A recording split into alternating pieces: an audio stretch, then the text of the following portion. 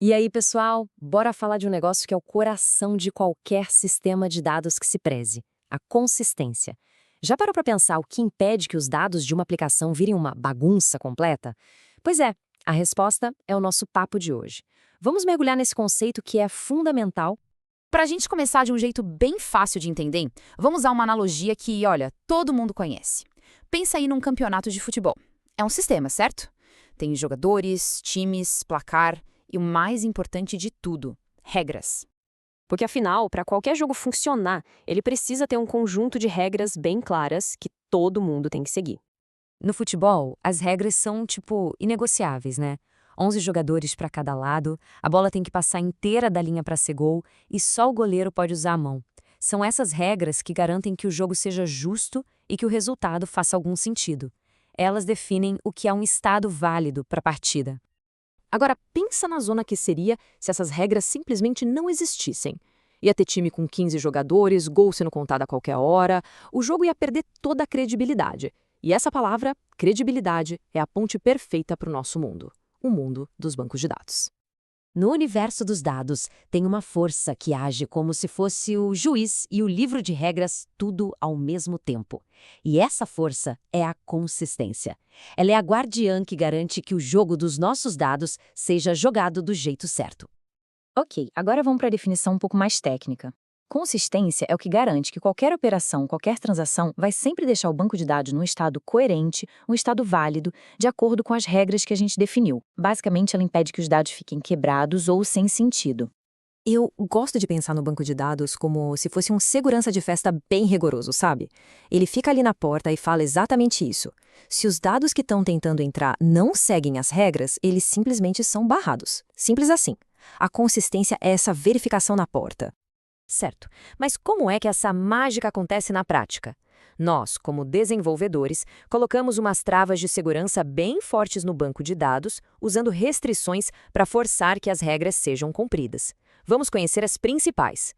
A primeira é a chave primária, a famosa primary key. A missão dela é bem direta: garantir que cada registro, cada linha numa tabela, seja absolutamente único. Pensa nela como se fosse o CPF de um cliente.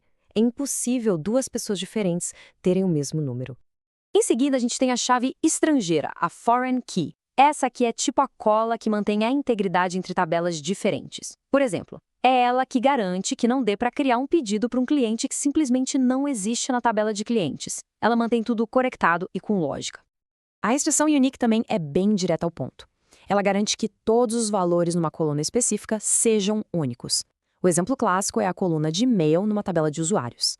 Com a restrição unique ali, o banco de dados simplesmente não deixa duas pessoas se cadastrarem com o mesmo e-mail. E, por fim, uma coisa fundamental: os tipos de dados, ou data types. Se uma coluna foi definida para guardar números, como o preço de um produto, o banco de dados não vai aceitar um texto ali. É uma das regras mais básicas e essenciais para manter a ordem na casa. Agora, o que é realmente legal é ver como tudo isso se junta no código de verdade. Bora analisar um exemplo prático de como essas regras são escritas. Dá uma olhada nesse código. Na tabela Clientes, à esquerda, a gente define um ID como Primary Key, nossa garantia de unicidade, e o e-mail com a restrição Unique. Agora, na tabela Pedidos, à direita, está a grande jogada. A Foreign Key, na coluna Cliente_ID, cria um link, uma referência direta para o ID da tabela Cliente. É esse elo que garante a nossa consistência. Então, o que esse código garante para a gente na prática? Primeiro, que não vai ter dois clientes com o mesmo e-mail. Segundo, que cada pedido registrado no sistema precisa obrigatoriamente estar ligado a um cliente que já existe. E, por consequência, o sistema se protege contra os pedidos órfãos. A consistência está ali, protegendo a lógica do negócio. Certo, mas por que todo esse esforço? O que aconteceria se a gente simplesmente ignorasse a consistência? Vamos explorar o cenário de um sistema sem essas regras. O contraste é gritante. De um lado, com consistência, a gente tem ordem, dados organizados, relatórios confiáveis. Do outro, o puro caos. Pedidos órfãos, cadastros duplicados, relatórios confusos e o mais perigoso: a confiança na aplicação vai para o ralo. Para reforçar, um sistema inconsistente é um sistema quebrado. Ele permite situações absurdas como um produto com preço negativo ou um pedido sem um comprador. Os dados se tornam inúteis e, com o tempo, a aplicação inteira perde seu valor e credibilidade. Então, para a gente fechar, vamos resumir tudo isso numa ideia central, o ponto crucial que a gente tem que levar daqui. E essa frase resume tudo com perfeição. Se a atomicidade é a garantia do tudo ou nada numa transação, a consistência é o juiz que define o como as coisas devem ser. Ela não se preocupa se a operação foi concluída, mas sim se o resultado final respeita as regras do jogo. E é isso. Se essa explicação ajudou a clarear o conceito de consistência, considera curtir e compartilhar. Fica o convite para deixar nos comentários sugestões de outros temas para a gente desvendar aqui. Seguir o canal é o que mais motiva a gente a criar mais conteúdo como este. Muito obrigado pela atenção e até a próxima!